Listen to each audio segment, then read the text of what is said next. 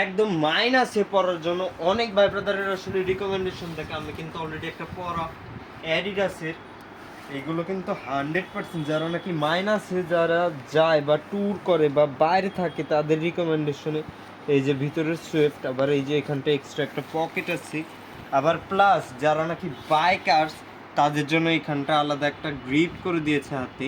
তারপর এই যে মাইনাসেরই আরেকটা, এটা আবার টিম্বারল্যান্ডের, এটারও কিন্তু ভিতরের ফিনিশিংটা প্রচুর মানে প্যাডিং। এই যে এখানটা স্ন্যাপ বাটন, জিপার, এই যে ভিতরের ফিনিশিং পুরাটাই উল, আর উপরের প্যাডিং তো আছেই। এই যে ভিতরেও একটা এক্সট্রা পকেটের স্পেসটাও বেশ বড়।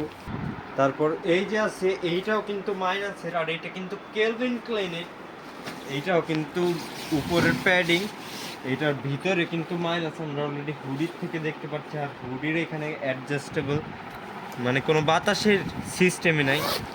এই যে ভিতরের পোর্শন, এই যে আমাদের কিন্তু পুরাটাই পুরা জ্যাকেটের কালেকশন, মাইনাসের জ্যাকেট থেকে শুরু করে এই যে এটা যেমন আছে, এটাও কিন্তু প্যাডিং এর ভিতরে। এটা নর্থ ফেসের, এই যে নর্থ ফেসের ব্র্যান্ডিং করা এখানে।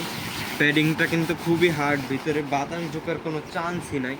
আবার অ্যাডজাস্টেবল সিস্টেম, এই যে যাদের নাকি বাতাস ঢোকার তাও ভয় থাকে তাদের জন্য। প্রিমিয়ামের এগুলো কিন্তু আবার ইম্পোর্টেড।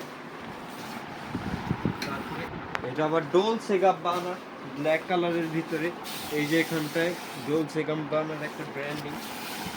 তারপরে এই যে একটা আছে বটল গ্রিন কালার হারমেসের, এই যে হারমেজের একটা ব্র্যান্ডিং।